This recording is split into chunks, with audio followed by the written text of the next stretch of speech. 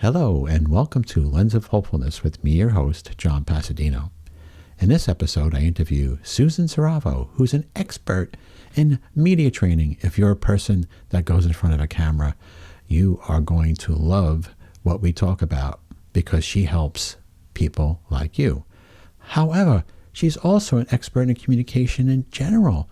We broke down different communication styles and body languages, and she's was a delight to talk to, and I know you'll enjoy the show. Communication has become one of the most important, probably the most important topic today, with all the lightning fast communication across all forms of media, and especially video and audio.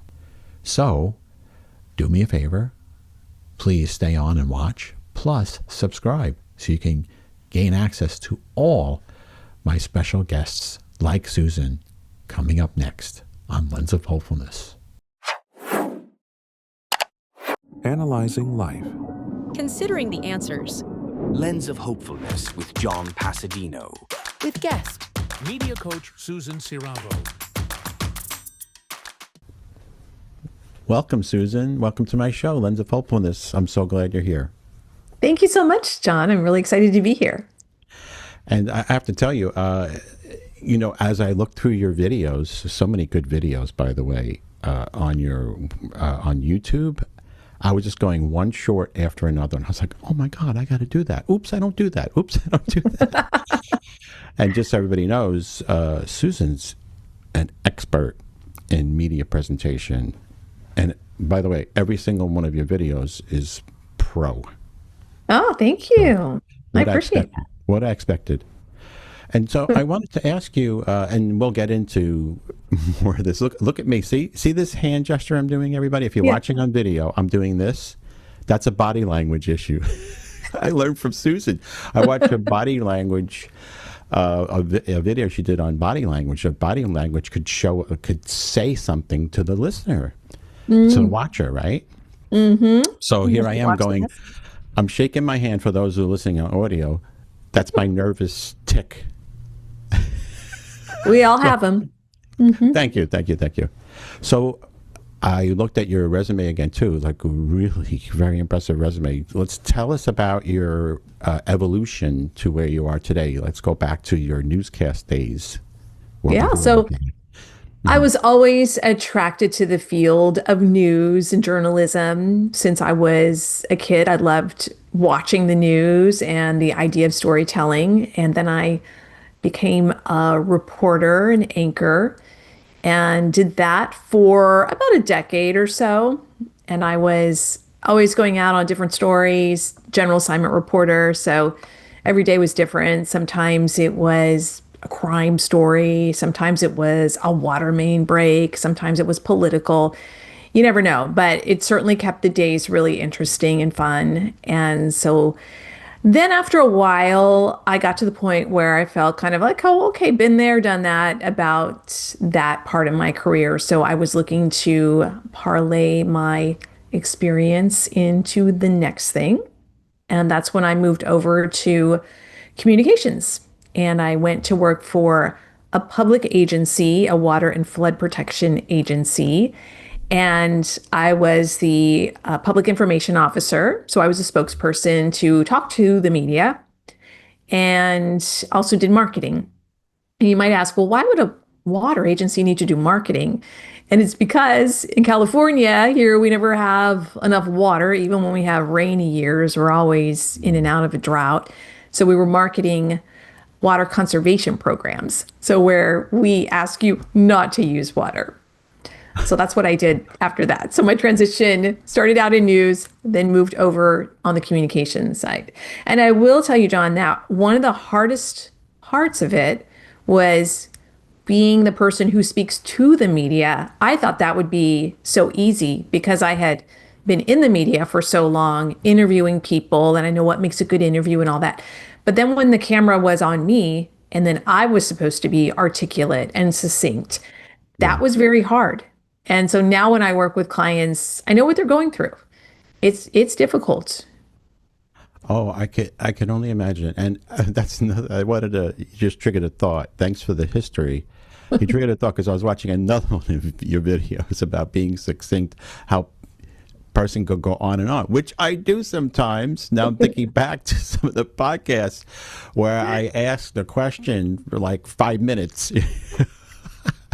And many people, many guests do that too. And you see that too in presentations, I'm sure, where I'll take some questions from the audience and somebody asks a question and there's like a 10-minute answer. And like everybody in the audience is like, oh, and like, I don't want to ask a question because it's going to go another hour. So, but anyway. It's true. And yeah. you know, I'll tell you what happens there sometimes, I think, is that, especially if you're speaking in front of a live audience and you say your answer and people are nodding, they're like, yeah, yeah. And so you're kind of getting good feedback. So then you kind of want to just keep going and then make your point again and again. And then by the third, it's like, okay, we got it. So it's discipline. Yeah. Do you think it's somewhat like a validation issue too? Like the speaker wants to feel validated by re-emphasizing the point. Okay, so there's psychology to this too. Right. We absolutely want to do that. And it takes discipline to make your point and then stop talking. I'm afraid to open my mouth now. But you're absolutely right. And I'm not just saying this to butter up Susan. I mean, I really made discoveries during this, my research, and I need to get back to that. But now I'm going to focus on my next question and stop talking about that point. See, I learned. Hey, but it's your show. You can do whatever you want. Yes, that's true. I could pontificate. And now let me bring up a picture to where you are today. Let's see if this works, the technology. So this is just a snapshot of a part of Susan's website, which has so much great information. You can see up in the right-hand corner, resources. That's where I found the videos. So you have a training program. Let's talk about that. I'm going to switch back to us now. And let's talk about your training program that you've developed from all this experience that you have. Yeah. So what started me on this path was, I'll go back a little bit, back to my career path. After I was a public information officer for a while, then I got back into private sector and I worked for a regional bank doing corporate communications and then evolving into social media as well. And social media is communications just on different platforms. So I've always been in some sort of communications, storytelling, presentation, visibility, like all those kinds of things. I've always had my hand in those. And when the pandemic happened, everything went online, as you know.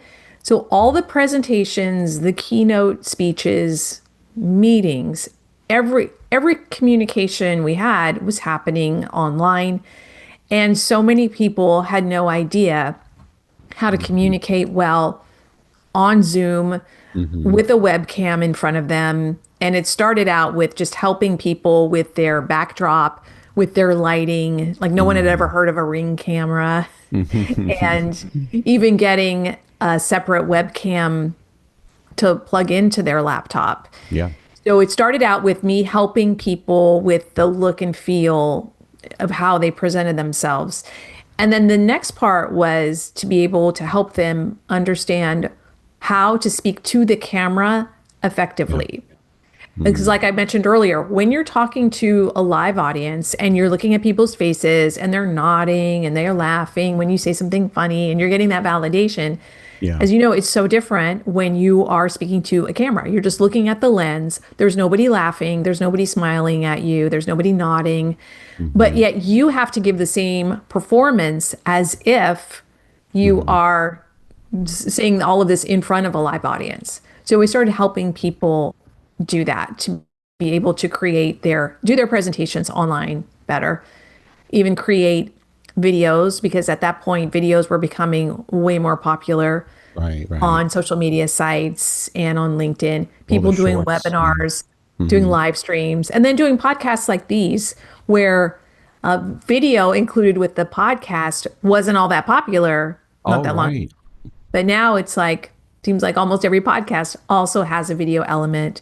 We put the video on YouTube. So really communicating on camera has become something that everyone in business needs to learn how to do effectively. I completely agree. And to your point about the audience versus non-audience, I've done theater and I've dabbled in video production with friends that were in theater. We said, let's make a pilot for TV. Yeah. So when we did comedy sketches live and improv comedy, and you instantly heard the feedback, and there's an old adage in comedy, try a joke 3 times. If it doesn't work 3 times, you toss it. Well, on video, you don't get that feedback. So we made this, what we thought was a hysterical half-hour pilot. Yeah. And then and then after it was in the can, right, it's all polished and everything. Now we're going to have a premiere. We put the premiere out and everybody just sat there staring at it. And my late mother, who was like my biggest advocate in life, walked up to me and said, "That's very nice, Johnny." She called me Johnny. "That's very nice, Johnny. When are you going to do something funny?" Oh. And I was like, "Oh my God, that's my mother." So, so that's when we realized, to your point, you don't get that feedback. You just don't know. So, and we didn't tailor our act for the camera. We were like goofing around like a stage type, and we weren't ready for prime time. Anyway. I'll bring up something else that I think has really changed too. That's very interesting. When the pandemic happened and everything went on Zoom, and all the classes, all the schools, teachers had to somehow teach on Zoom. They'd never been on Zoom. They didn't know. And it was my kids were, I have twins. They were in kindergarten or first grade at the time. Yeah. And so, trying to watch how the teacher was trying to teach them, it was very difficult. And then all the other kids being on Zoom, and they were just learning how to do this. So it was all kind of chaotic.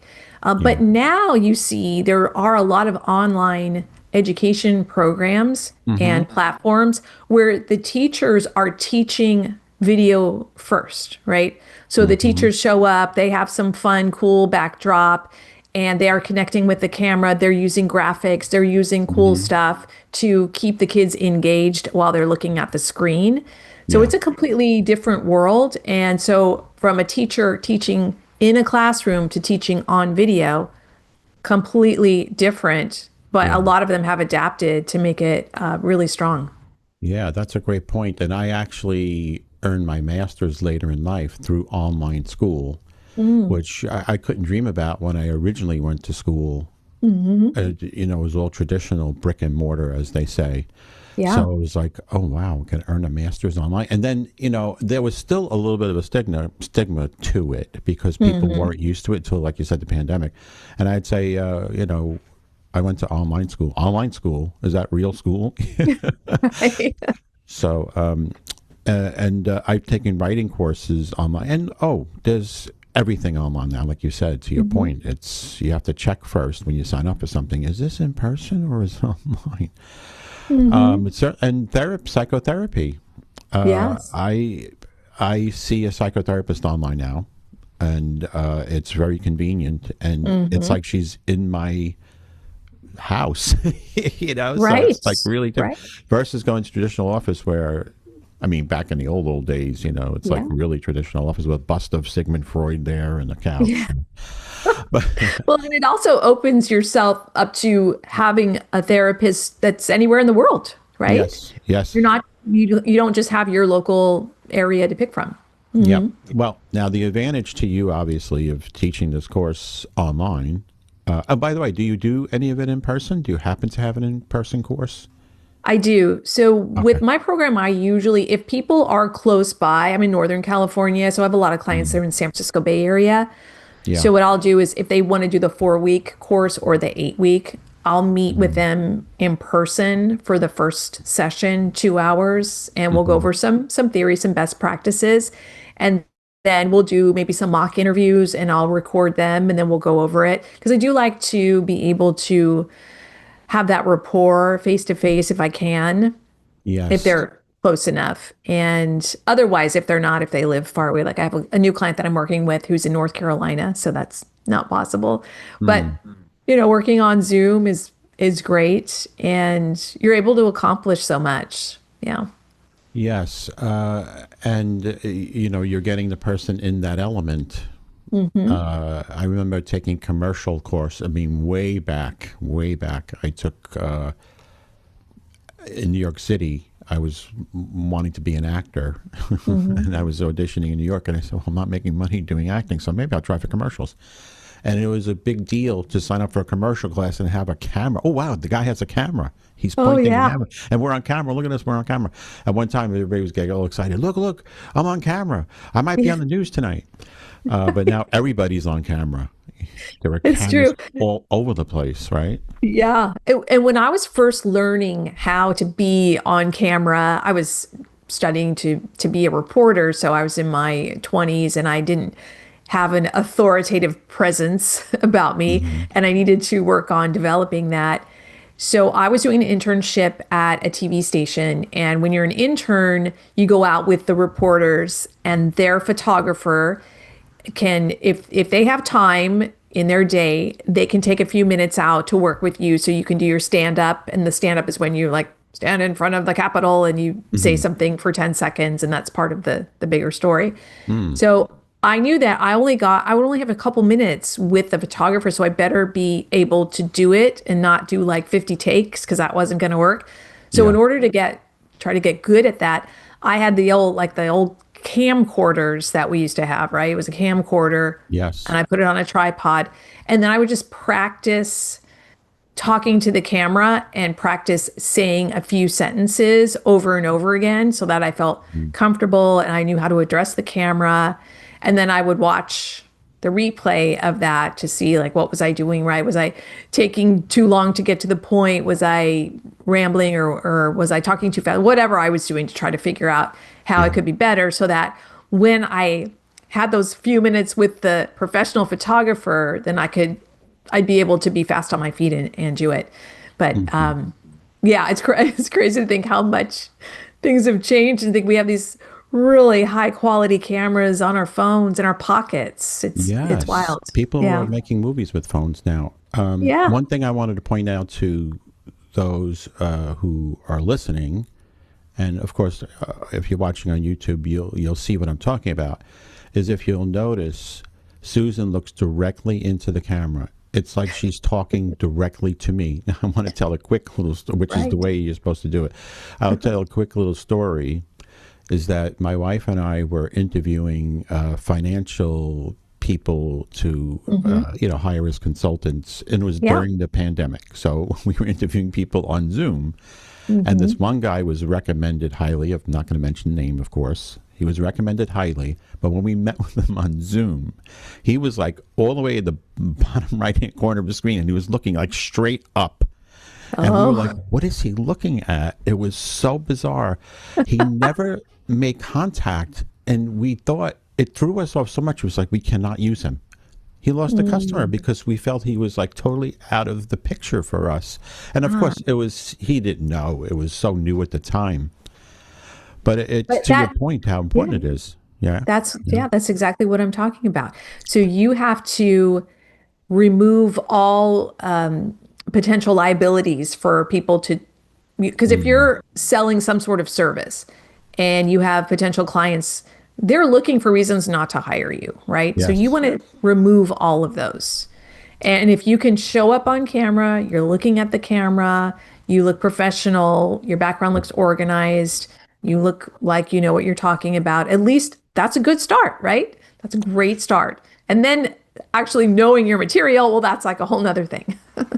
Absolutely. And I'll point out a couple of other things, which apply to everybody, whether you're listening to this or watching it, is that if you notice when you get on Zoom calls, and everybody does to a certain degree, or Google Meets or whatever the software is today, people are inevitably always looking at themselves to see what they look like. You'll see their eyes go this way and that way. Yeah. And I think it goes back to that discipline. Well, first taking the time to line yourself up. And by the way, I've been looking at myself. If you're listening, I've been looking at myself and looking to see, am I bigger than Susan? Am I smaller than Susan? And is she to the right? Is she to the left? So I've been self-conscious. Now that will affect how I navigate the show, because my attention is not totally focused on the subject at hand. But since it's related, I'm saying it. So I wanted to ask Susan, and I won't ask you to give me a complete seminar now. How like her background, by the way, if you're listening, is a very soft, peaceful background, and it's slightly blurred out so that she's emphasized. Me, I went with the the real look. I'm looking in the back. I'm like, oh my God, why did I leave those plants out? So I think that's a big part of it too. Is just even though people are focused on you, and today you see all these experts. You could see an expert like one of the best scientists in the world, and he's just sitting on his bed today. But there is something to looking at that, and it does something to your perception of that person. It's like, because you're diverting your attention. Why is he sitting on his bed? What's that in the background? Is that a teddy bear? Right. And I think it can, it can work in your favor. If, like, let's say you are, like, say you're a service provider, you're a financial consultant or something like that, and you have some things in your background that would be maybe like your college or your favorite teams or something. That may be something that you can connect with. Like, oh, you're a Packers fan. Oh, and you can you can connect, or like someplace you went on vacation. So it's fine. There's nothing wrong with having stuff in your background. Yeah. It's just a matter of making sure that it's the right message that you want to share, and that you're deliberate about it. Yeah. Well, I'll admit that in my earlier podcasts, I was using a Zoom background, but I know now what the problem was. Every time I moved, it was like pixelating. So I had this mic stand, for those not seeing it, it's a Rode mic stand, which is like an arm that sticks out. And every time the camera would like focus on the mic stand and block me out. So there'd be like a blue and then me and then I researched, and I did get a light now that makes it better. I'm not using a background, but see how I turn my light on and off? I wasn't lighting myself properly. And that's why the camera was freaking out. So do you get into those technical techniques also for people? I think you said you did. I do. So I help people with like their background, their lighting, figuring out if you are in a room that has a window or two, can we use the natural light coming from the window? Or is it like a window that's going to be right from the side that's going to put a shadow on your face? Yeah. We don't want to do that. So I kind of have people sometimes just carry their laptop and like move around the room so I can take a look at, okay, what are all these different backgrounds? And let me look at what the natural lighting is that we have to work with. And then we'll figure out what kind of other lights that you need. But we keep it pretty simple, because nowadays everything that's available on Amazon is usually enough for the average person to use. Yeah. If it's a webcam, a plug-in microphone, and a light or two lights, depending on what they need. Yeah. So, you can have a pretty nice studio looking setup for a small investment, but it makes a big difference in how you come across. Especially if you're a professional that is, like you said, like it's a teacher, or you're selling something. That's huge. Oh, absolutely. Like I was saying, we didn't hire that person. We didn't even hear what he was saying anymore, because we were just like looking. We kept like looking, and he looked so odd too, because he had eyeglasses that were down at the end of his nose because he needed them to read. So he was looking over his nose at the paperwork, and then his eyes were looking up to find us, and he was like, "Who's he looking at?" So I kind of feel bad, but. He asked for feedback eventually, and we said we were a little, we didn't want to get right into that, because I didn't know much about that myself. Like, I didn't know what to tell him. I just said, "Oh no, we just went in a different direction." But I think he sensed something was off with us, the way we were perceiving him. Yeah, I think in cases like that, I don't think it's wrong to say, you may want to take a look at your overall presentation. Yeah. By presentation, I mean, like, and I'm sure he's probably up to speed by now, because that was a while ago when, when 6 years people ago. didn't know what was going on. But I was surprised how people didn't pay attention to that, because I was on a lot of calls where people would be maybe on their laptop that was on the desk. So then they would use the camera, and the camera was, looking up Yeah. at them. So the camera, like one thing I do go over in my course too, is I have to make sure your camera is at eye level. So you're looking at the camera. Like Mm. when the camera's low, and you're like looking down or Yeah. it's no, it has to be like just like if you and I were meeting in person, if we were like meeting for coffee and I'm going to be Yeah. looking at your eyes. I'm not going to be like looking at you. I wouldn't be talking to you like this. So John, tell me about blah blah blah. That's not Which what I would do. many people do. They look down there. Now, for those watching, you see I'm adjusting my seat. I'm more conscious than I've ever been on this episode because of what I learned from Susan, and I will continue to learn. Because I went in the beginning. I had two other podcasts, and they were audio only. It was just it's like so much easier. But then I saw, like you said, there's so many YouTube podcasts out there, and I saw so many experts that were doing it. I figured, what the heck? I'll give it a whirl. So, what do you do? Say somebody fills out one of your forms and they approach you. Like, is there a questionnaire to get them started? What do you look for from your side to see if they're a good fit for what you're offering? For Right. example. So I usually just book a 20-minute call on Zoom and find out what are the things that they're struggling with. And for instance, it could be like, I'm struggling with not getting a promotion, or I'm getting passed over by promotions or on promotions. I'm applying for jobs and they're not coming my way. Things like that. And so we figure out, is it something about your communication or your presentation skills that might be holding you back? And does that mean how you're showing up on camera, on Zoom, how you're communicating? Are you getting your point across quickly, concisely with your ideas? Are you able to influence people around you by your communication style?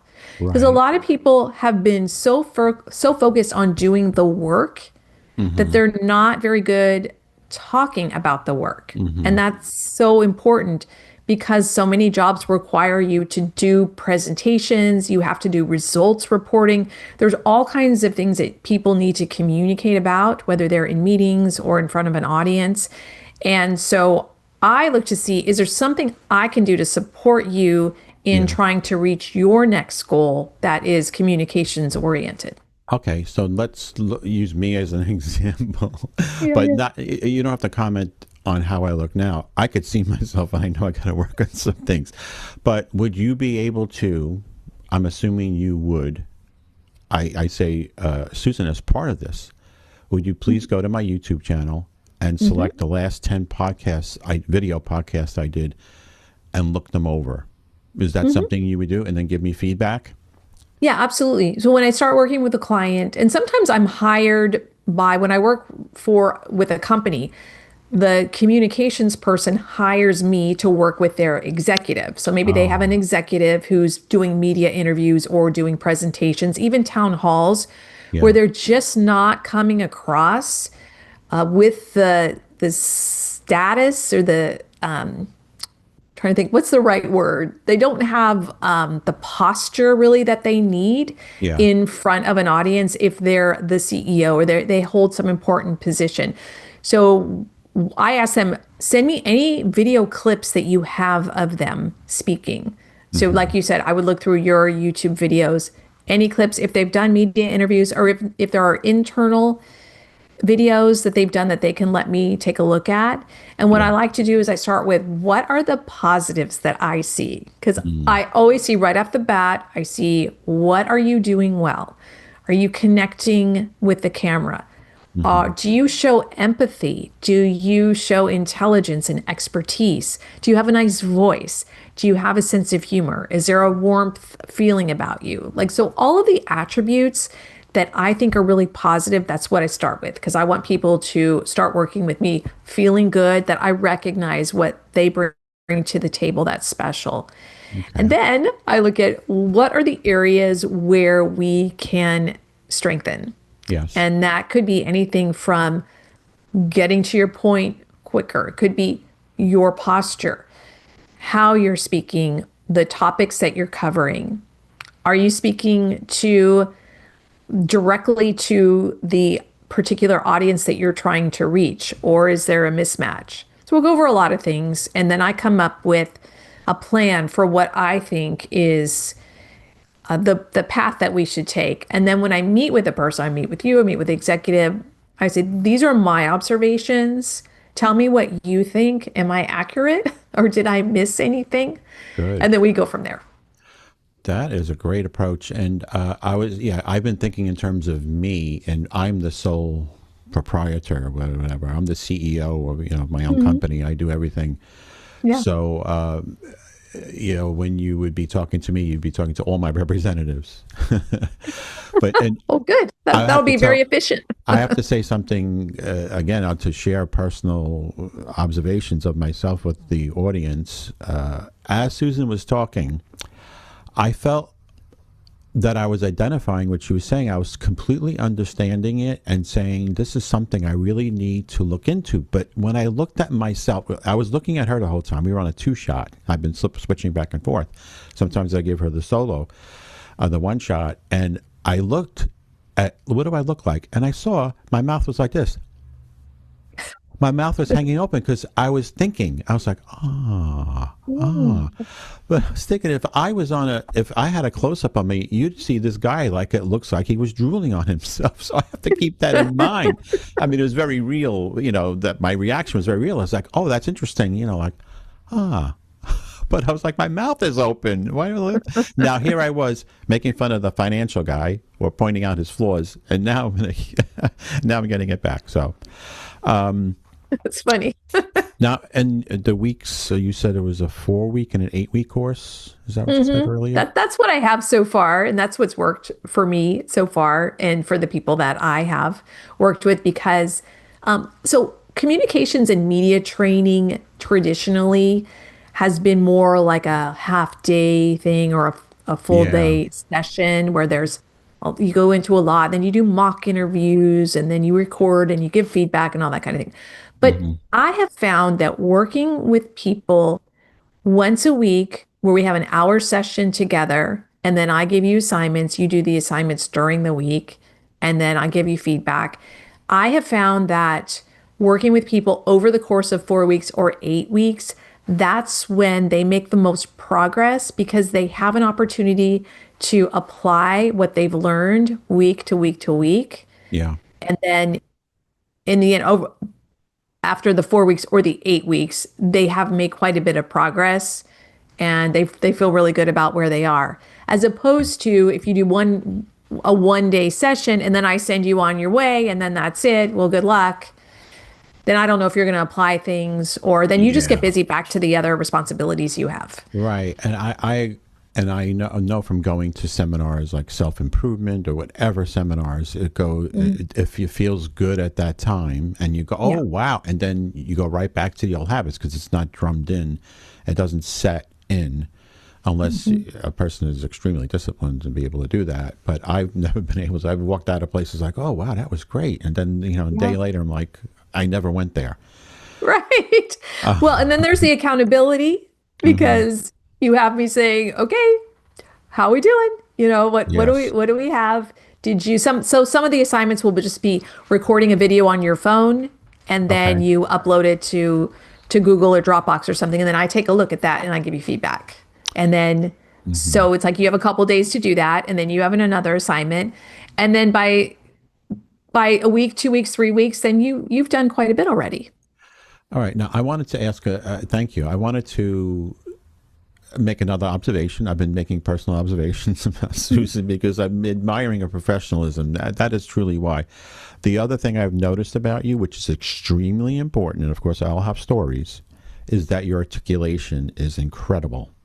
I hear every word crystal clear. How did you get that way? That sounds odd. Like, how did you take?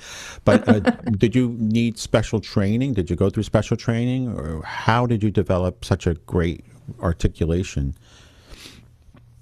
I think that was just my experience working in TV, where you have to.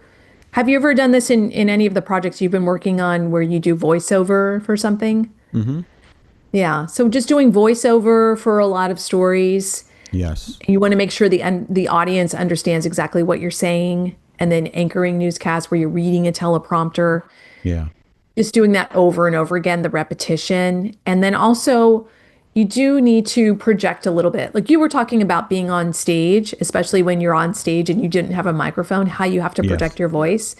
You still need to project your voice Ah, when you are presenting on video to be able to have an energy level that people can feel on the other side, that can feel it through the screen. right, right. It's assumed that where I used to call it when I would teach acting classes. I would say to the actors, "You're classroom acting. You're talking as if you're in a room with your significant other, but there's an audience out there. You have to talk to them."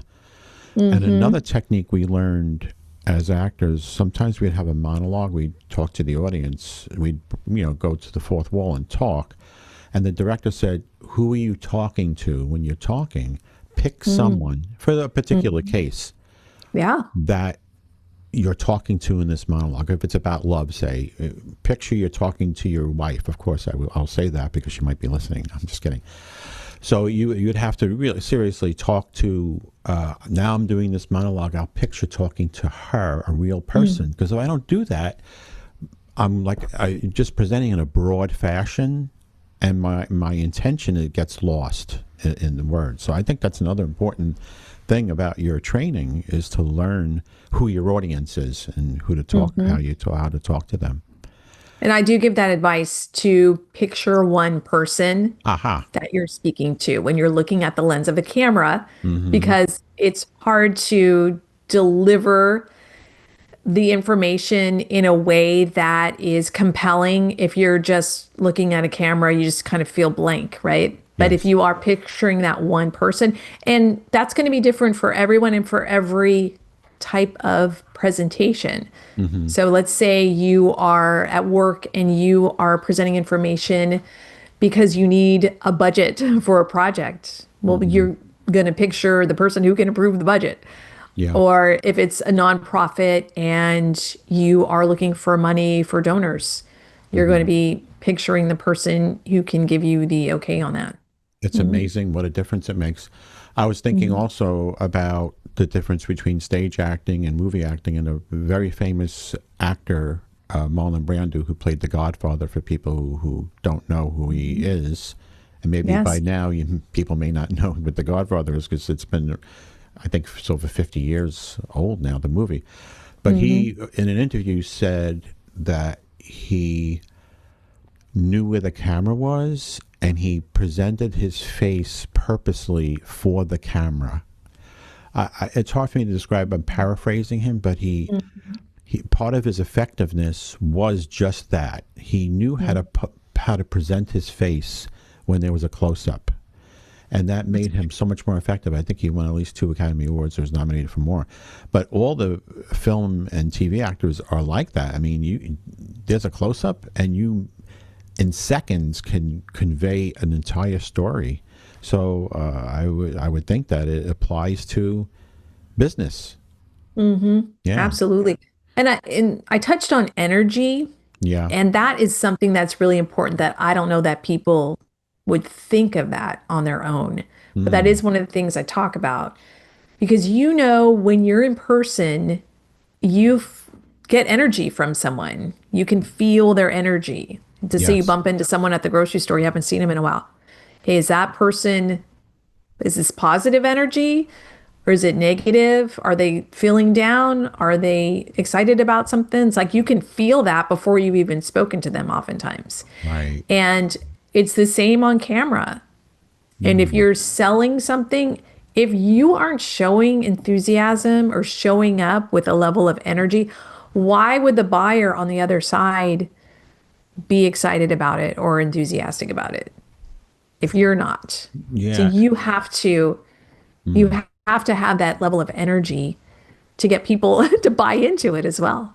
Yeah. And I guess there's, on top of the presentation techniques, there's also sales techniques and the hooks, like emotional hooks, like, greetings, and how are you today? And, there's, do you get into that too? Like, basic human nature aspects of talking to the camera when you're talking to somebody. You get into the Yeah, content too? we do. We do. We get into the content. I need to understand what the goal is for the presentations, who they're going to be talking to, and where they want to go. Is this just a meet and greet kind of call that we want to have a nice rapport that leads to a second meeting? Yeah. Is this going to be a demo? What's it going to be? I'll give you an example of a situation that I think that I actually was on the end. I was being pitched by someone.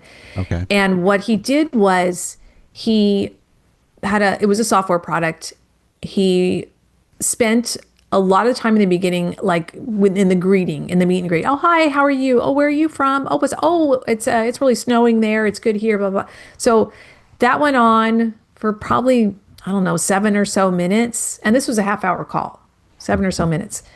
And, let's go around the call, because I think he wanted to just have a good relationship with everybody who was on the call, which is understandable, but time is of the essence. We only have a half hour and these are busy people. Yeah. And then he went into the demo and went a little bit into the weeds in the demo when this really should have been a high level thing, into the demo, and then went straight to the price. And then it was like, oh, okay, now we're running late. A few people have to hop off the call now. So, I talked to him after about, look, we need to kind of restructure the call. Like if you only have a half hour, and what is your goal? Your goal is to get people interested in what this product is and help them understand, like, how is this product going to help them make more money or save more time or whatever it is. And then the meet and greet part, the 7 minutes on that, no, let's cut that back to 2 minutes. And then there should be discussion about what this product is. Here's how this product helps you. And then maybe some high level demo. And let's not talk about pricing until they understand what this product is going to do for them. Because if they don't understand that and you go right into pricing, they're going to be like, whoa, that's a lot of money for something that I don't even know what it's going to do for me. Yeah. Yeah. And to that point, I was thinking of something else. And if you were watching, my mouth might have been hanging open if I was on camera, which I have to be cognizant of now. I was thinking of my general audience, people that are looking for self-improvement. They may not be business people. They might just be people that are, common, people that aren't running a business, whatever. But I was thinking how important a presentation is, even I mentioned before, to a psychotherapist. I go on a camera with my psychotherapist and I need to relay to her, or even a medical doctor. There's all these, I've had telehealth appointments. Yeah, right. And that, I've said this to my wife too. I say, rehearse what you're going to say, because you only have a few minutes with this doctor. When they call in on telehealth, they're going from call to call usually, and you have, every word has to count for something and be very clear. If you don't get it across, you may be misdiagnosed, you may be mismedicated. So I think your training, I'm not saying every person needs to run out and get trained, but I mean, little things like this can really enhance communication, which is today is so important. It is our country. I mean, I'm getting into like macro level stuff now, but the division in our country and all the rhetoric, and people have lost the ability, including myself sometimes, to communicate, to articulate their thoughts, and they end up just clashing. And all this ties in. I think everything you're teaching ties into the communication, to good communication. I want to jump to, go ahead. I'm sorry. I was also going to mention, like you were saying, just in your regular life, like when you're talking to a doctor, you have 5 minutes, you have 10 minutes with the doctor, like you were saying, know exactly what you want to communicate to the doctor. And that's great advice. In the nonprofit world, let's say you're volunteering for a nonprofit. A lot of those organizations are doing their meetings on Zoom calls. So let's say you're serving on a board. So if you are holding a board meeting, that's another thing. It's oftentimes it's late in the day. Maybe the board meeting happens at 6 or 7 o'clock in the evening when everybody's home from work and everybody has time. So you have an agenda, know exactly what you're going to say. So you're really the people who are volunteering their time, giving their money and that kind of thing to be really efficient with what you're saying, get to the point right away. Like the least amount of information that they need to know, not the most, right? The least, so that they need to know to feel a part of it, to feel that they're informed, know what decisions that you need them to make. So yeah, like you were saying, in all areas of our life, being a good communicator and being able to be respectful of other people's time while you're communicating really matters. Perfectly stated. And I am on 2 not-for-profit boards. I'm a president of one. And I vowed to shorten the meetings when I became president. No offense to any of those guys who happen to be, or gals who happen to be listening. But I remember people, again, it goes back to not being trained. And getting on a Zoom call, we have 8 squares or 7 squares, and everybody's on that gallery view. And somebody just starts talking and making the same point over and over and over, and they just lose everybody. And just everybody gets, and then people get annoyed, they get resentful, they start messaging each other, they're checking their phones, and then the agenda for the meeting gets lost. So I just go. What I do too is, by the way, is I say I assign time slots. So you have 5 minutes to give a treasury report, 5 minutes to give this report, 5 minutes, right down the line. That's it. You're done. You don't have unlimited time. So it's time management too. It's great. And that's perfect to assign times to the agenda, because when people go on and make the point over and over, start rambling, it's very difficult. It puts you in a difficult position because they're there as volunteers. So you want to treat them with respect and kindness at the same time. Yes. You need them to wrap it up, do the hook. Yes. People mean well. It's just, it's a new way of communicating. Many people that I'm on boards with are, been around a while. I'll say I'm a senior myself. And we're we come from old school. So we're used to, a different form of communication. Calling on the telephone on a landline, an analog line, but now it's like it's Zoom, it's messaging, it's lightning fast messages blowing back and forth from multiple people, so it gets really crazy. I wanted to point out. Let's see if we can bring up your website. Let's see if that works. This is your website, and tell us the name of it because I can't read it from where I am. Okay, it's just SusanSiravo.com. It's Your just my name. first and last name. That's easy. Yeah. SusanSiravo.com. Yeah. And wait, here it is. Is this the one? Yeah, I can see it on the screen. Yeah. Okay, there. So, okay. I know what I got to do. I'm scrolling now. Okay. So you could see where here's stop rambling now. As I was saying before, I viewed that before. So I'm not rambling as much. And okay, so for that one, it's PSR, like the PSR mission, problem solution result, and that's what I focused on in that video. Okay. So you state the problem, you say what the solution was and the result, and so you could say we were, we kept going over time on our board meetings, and it was causing a lot of issues with people because they couldn't get to their next meeting. So we decided to add times on the agenda. So we really need everyone to stick to their time. People have done that. And as a result, we are getting done with our meetings on time and sometimes even 5 or 10 minutes early. And people are happy about that. Yeah. So, and I wanted to make the point when you go out to Susan Siravo people, so sorry, Susan Siravo. Siravo. Look in the description. Yeah. You will see these videos. So I felt when I went to your YouTube channel and I scrolled through, like I was telling Susan before, I don't know, were we on the air when I said that? I'm not sure because we had a pre-meeting and then we talked before this meeting.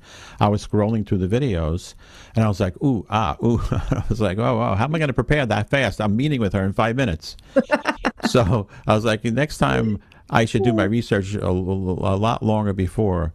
But I love the fact that you have all this. It's really a lot of free stuff that's on there.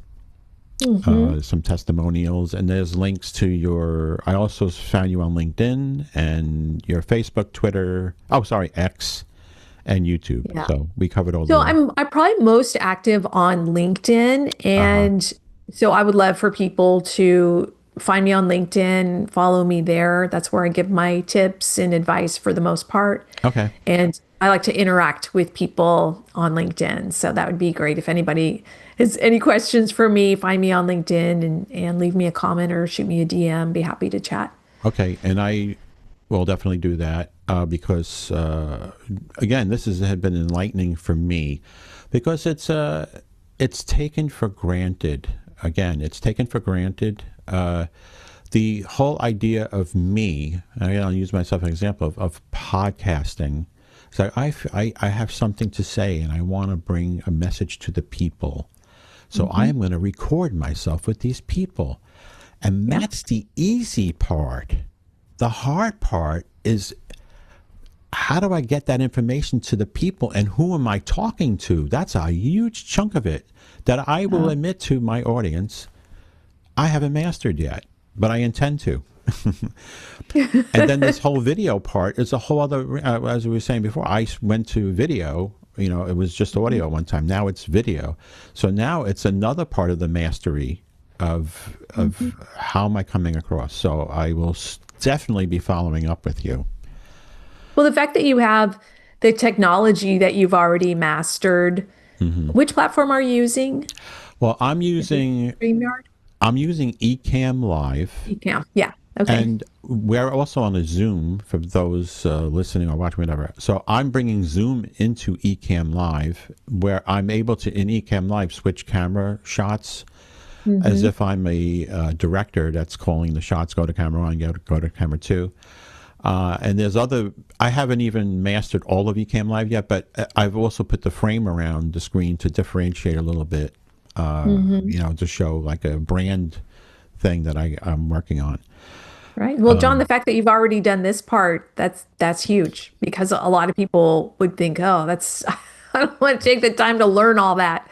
But you've already done it. See, so you're ahead of the game. Well, thank you. And I also scrub the videos. I color correct them, and I go over the audio and make sure the audio is clear. If I have to enhance the audio, I enhance the audio. So I do go an extra step in that regard. Now, I do see, and I'm not criticizing anybody, I do see I'm going to tell you, you have a big potential client population out there because we're both on Podmatch. People, you could book us through Podmatch, by the way. Me as a host and Susan as a guest, by the way.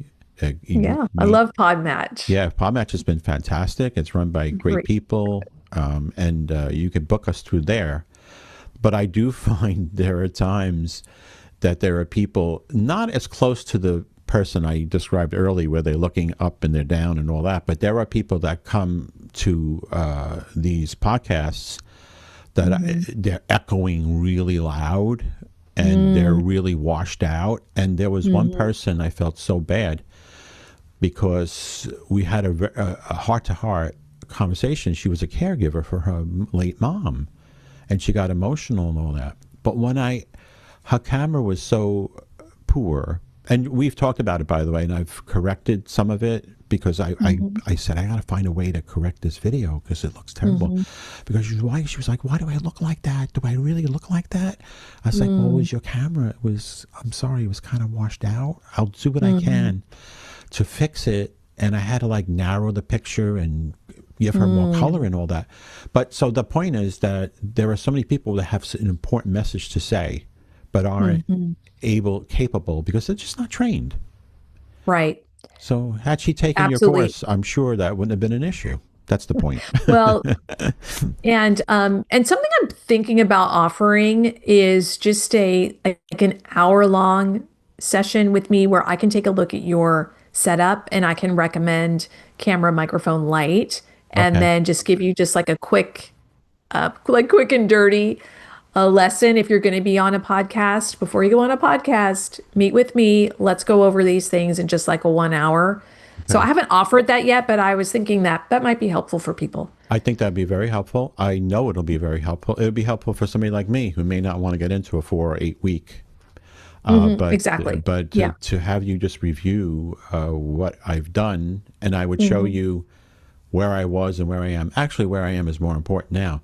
But I will, for fun, show you some early videos. I'm going to send you a couple of links to some early. And now people, why don't you go out and see them so you could increase my view rate. But if you go back to my earlier videos, in seriousness, is that, there were some that were very poorly done because I, at the time, thought that was the way to go. But in retrospect, I look back and I was a little tiny person on the camera. The other person was a big head in the camera. And it looked really off, and now I realize the difference. All right, so very good. You know what? It's an evolution. We're always evolving, right? Yes, We're yes. always learning and upgrading things and changing things. Something seemed wonderful at the time, and now we look at why did I think that was wonderful? Well, and I've gone on YouTube and I've seen things like throw everything away that you've learned up till now. I'm like, wait.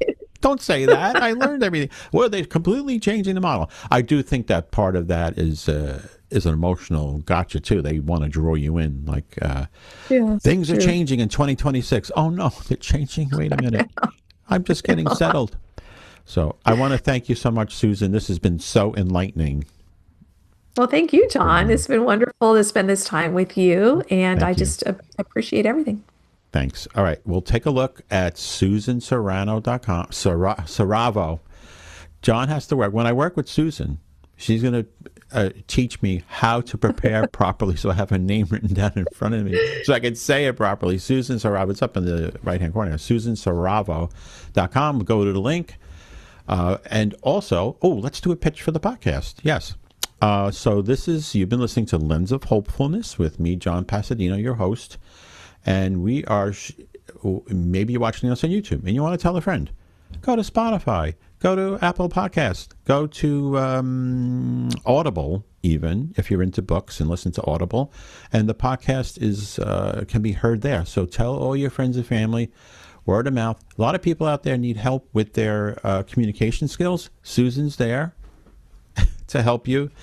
And please spread the word. I really appreciate it. Thanks once again, Susan. Have a great evening. Thanks. You too, John. This has been Lens of Hopefulness with John Pasadino. Streaming on all platforms. Spread the word.